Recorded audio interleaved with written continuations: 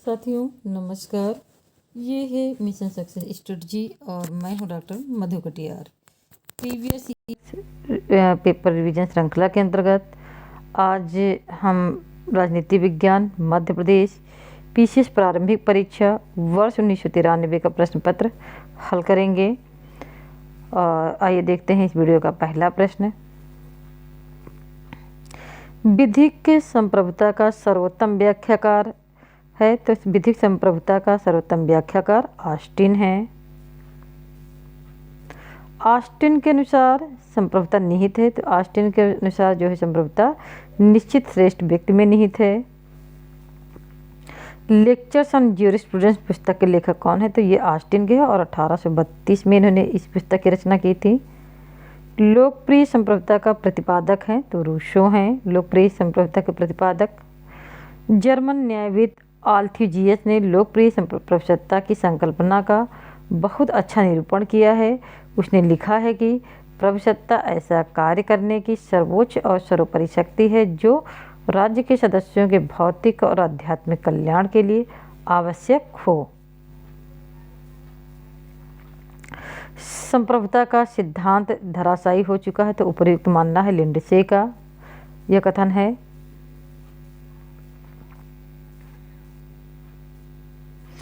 रीति रिवाजों के आधार पर किसने ऑस्टिन के संप्रभुता सिद्धांत की आलोचना की, तो साथियों जो है रीति रिवाजों के आधार पर हेनरी मेन ने जो है ऑस्टिन के संप्रभुता सिद्धांत की आलोचना की है। और उन्होंने जो है पंजाब के राजा रणजीत सिंह के उदाहरण देते हुए कहा था कि पंजाब का निरंकुश राजा भी ऐसे किसी विधि का निर्माण नहीं करता था जो प्रचलित रीति रिवाजों के विरुद्ध हो। और सर हेनरी मेन की पुस्तक है the history of early institutions. बोंदा की संप्रभुता की अवधारणा को किसने पूर्ण किया, तो ऑस्टिन ने पूर्ण किया है। रूसो के अनुसार प्राकृतिक अवस्था में मनुष्य की स्थिति उदांत वनचर की थी। सरकार एक ऐसा न्याय है, सरकार एक न्याय से एक विचार किसका है, तो साथियों सरकार को न्यास के रूप में लाक ने माना है। हाफ की जन्मतिथि 1588 से 1679। रक्त संबंध से समाज बनता है और समाज से राज्य की उत्पत्ति होती है, यह मानना है माइकाइवर का। रूसो की समान इच्छा वास्तविक इच्छा का योग है। राज्य की उत्पत्ति का सबसे ग्राह्य सिद्धांत है विकासवादी सिद्धांत। किस सिद्धांत के बारे में कहा गया है कि वह अतार्किक एवं अनैतिहासिक है, तो साथियों दैवीय उत्पत्ति के सिद्धांत में कहा गया है। ये समुदाय सिद्धांत के विषय में कहा गया है।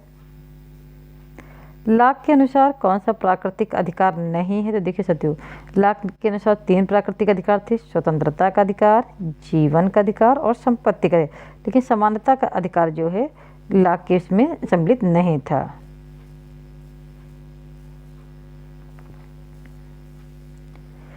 लाक कहाँ का निवासी था, तो साथियों लाक जो है आपका इंग्लैंड का निवासी था। इसका जन्म 1632 में और इसका देहांत 1704 में हुआ था। राज्य एक आवश्यक बुराई है, ऐसा मानना है व्यक्तिवादियों का। प्राकृतिक अधिकार के प्रतिपादक हैं जॉन लाक।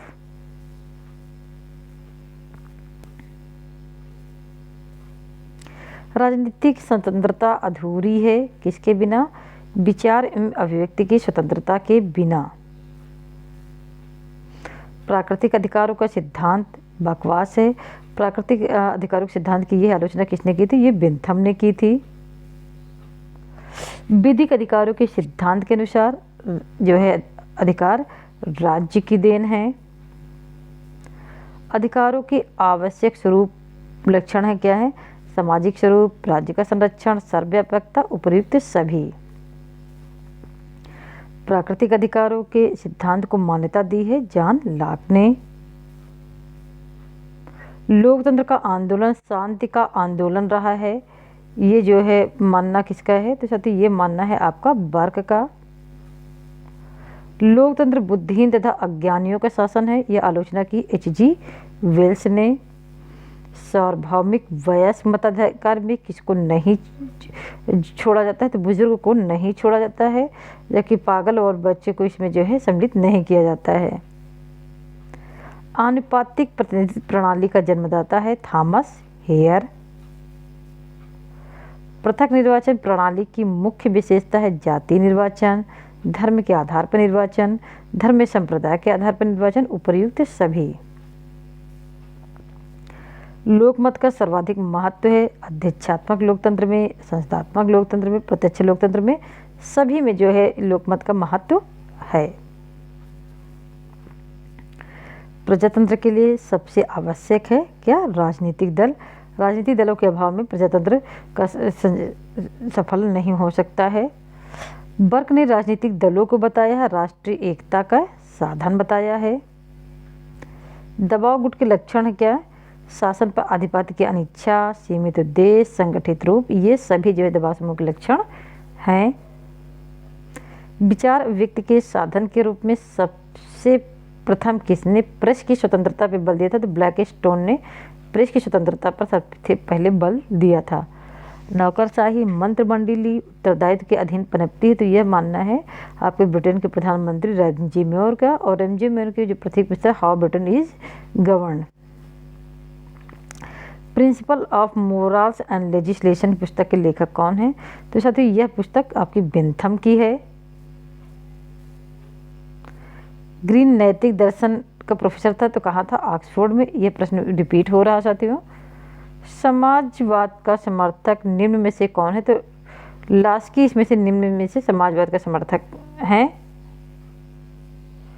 कौन से विचारक प्लेटो की अपेक्षा अरस्तु और हीगल की अपेक्षा कांट के अधिक निकट है? तो ग्रीन जो है प्लेटो की अपेक्षा अरस्तु के और हीगल की अपेक्षा कांट के अधिक निकट हैं। संपत्ति चोरी है ऐसा कौन मानता? तो ऐसा मानते पूद्रो। मार्क्स के अनुसार राज्य की चरम परिणति होगी क्या? ये विलुप्त हो जाएगा। मार्क्स का द्वंद्वात्मक सिद्धांत लिया गया कहाँ से? हीगल से। अब तक दार्शनिकों ने विश्व की व्याख्या की है, आवश्यकता है कि इसे कैसे बदला जाए, यह कथन है कार्ल मार्क्स का। मार्क्स के अनुसार राज्य क्या है? एक अस्थायी संस्था है। राज्य पृथ्वी पर ईश्वर का अवतार है, हीगल के अनुसार। आधुनिक उदारवाद निर्देशित है विवेक से। जे.एस. मिल प्रबल समर्थक है वाक्य एवं अभिव्यक्ति की स्वतंत्रता के। The open society and it's needs, ये जो है कार्ल पॉपर की रचना है। इसमें इन्होंने प्लेटो, मार्क्स और हीगल की आलोचना की है।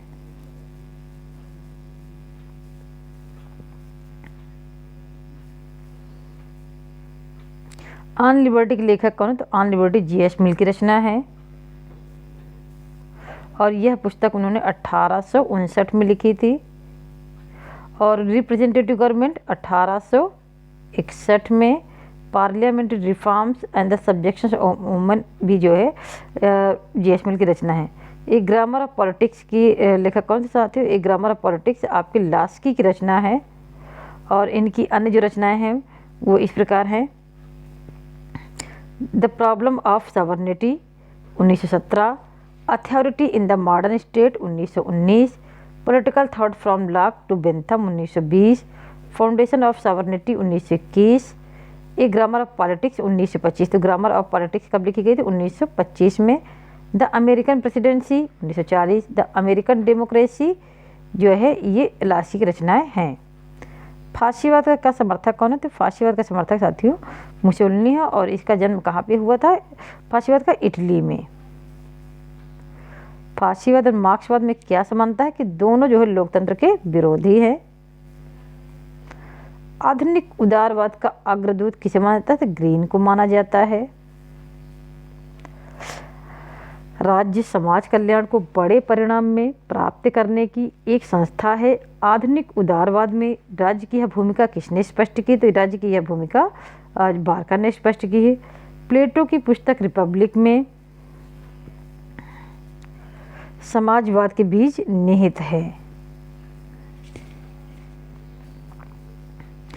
आधुनिक आदर्शवाद को विभाजित किया जा सकता है, जो है मध्यम मार्गी आदर्शवाद के रूप में और दार्शनिक आदर्शवाद के रूप में विभाजित किया जा सकता है।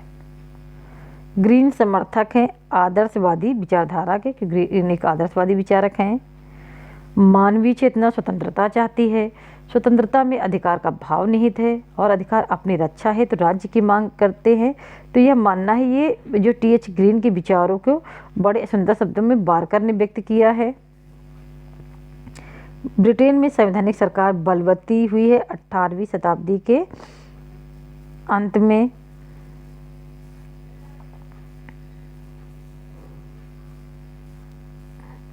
नाम मात्र की कार्यपालिका और वास्तविक कार्यपालिका कहाँ तक व्यक्ति में निहित है, कहाँ एक व्यक्ति में निहित है, अमेरिका में निहित है। अध्यक्षात्मक सरकार को गिलक्राइस्ट ने कैसी सरकार माना है? गिलक्राइस्ट ने अध्यक्षात्मक सरकार को युद्ध और संकट के लिए अच्छी सरकार माना है। संघीय शासन का प्रमुख दोष क्या है? यह इसमें उत्तरदायित्व की अनिश्चितता होती है। लोकतंत्र का सर्वोत्तम स्कूल क्या है? पंचायती राज लोकतंत्र का सर्वोत्तम स्कूल है। उपनिवेशवाद को सामान्यतः माना जाता है साम्राज्यवाद का पर्यायवाची। साम्राज्यवाद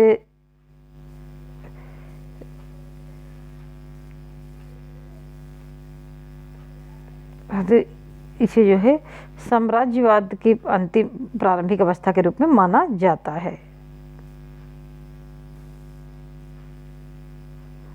साम्राज्यवाद की सभी प्रारंभिक अवस्था के रूप में माना जाता है।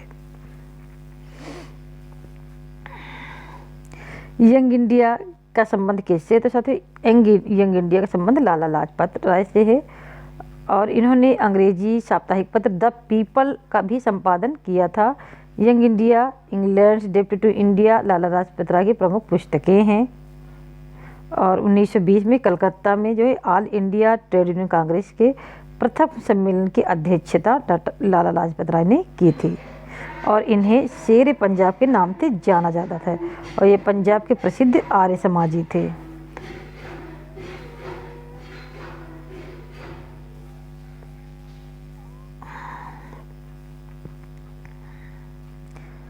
सांप्रदायिक निर्वाचन का उपबंध किस एक्ट में हुआ था? साथियों ये हुआ था आपका गवर्नमेंट इंडिया एक्ट 1909। प्रांतों में द्वैध शासन कब लागू किया गया था? Government of India act 1935। संविधान सभा का अध्यक्ष कौन था? तो डॉक्टर राजेंद्र प्रसाद संविधान सभा के अध्यक्ष थे। जलियांवाला बाग हत्याकांड कब हुआ था? तो 13 अप्रैल 1919 को जलियांवाला बाग हत्याकांड हुआ था। ट्रांसफर ऑफ पावर पुस्तक के लेखक कौन है? तो साथियों इस पुस्तक के लेखक हैं वीपी मेनन। कांग्रेस की स्थापना कब हुई थी? तो साथियों कांग्रेस की स्थापना 1885 में हुई थी 28 दिसंबर। नव मानवतावाद का विचार किसने दिया था? तो एम.एन. राय ने दिया था। संपूर्ण क्रांति का नारा किसने दिया था? जयप्रकाश नारायण ने संपूर्ण क्रांति का नारा 1975-77 में दिया था। सती प्रथा का अंत किसने किया था? तो लॉर्ड विलियम बेंटिंग ने 1829 में किया था।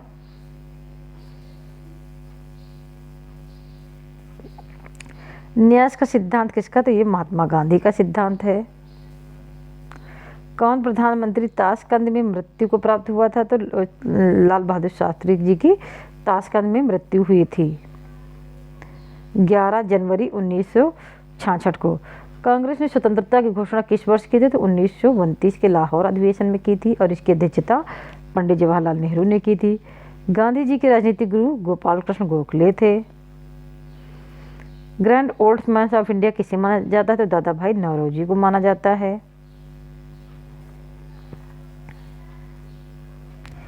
केंद्र शासित प्रदेश किस अनुसूची में है? तो ये प्रथम अनुसूची में है।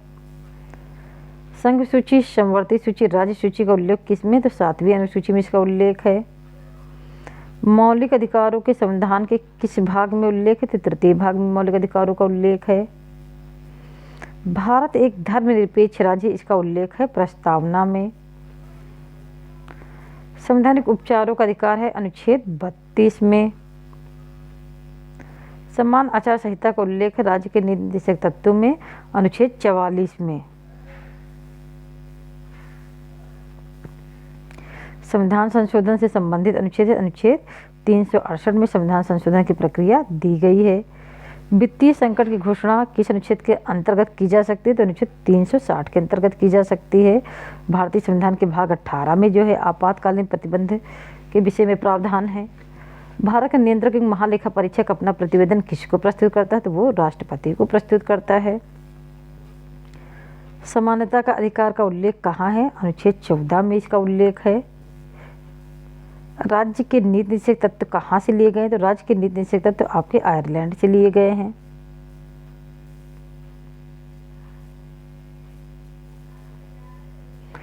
भारत के संविधान सभा की बैठक कब हुई थी? तो 9 दिसंबर 1946 को इसकी प्रथम बैठक हुई थी। संविधान सभा के गठन का प्रावधान था किसके अंतर्गत? कैबिनेट मिशन में के अंतर्गत। तमिलनाडु में किस राजनीतिक दल का शासन? जिसमें प्रश्न पूछा गया इसमें AIADMK की सरकार थी। राष्ट्रपति किस अनुच्छेद के अंतर्गत सर्वोच्च न्यायालय से किसी विवाद पर संवैधानिक सलाह ले सकता है? तो अनुच्छेद 143 के अंतर्गत। राष्ट्रपति के निर्वाचन में कौन भाग लेता है? तो राष्ट्रपति के निर्वाचन में संसद के निर्वाचित सदस्य, विधानसभाओं के निर्वाचित सदस्य भाग लेते हैं। कौन सा आयोग संविधानोत्तर आयोग है? तो योजना आयोग जो है आपका संविधानोत्तर आयोग है।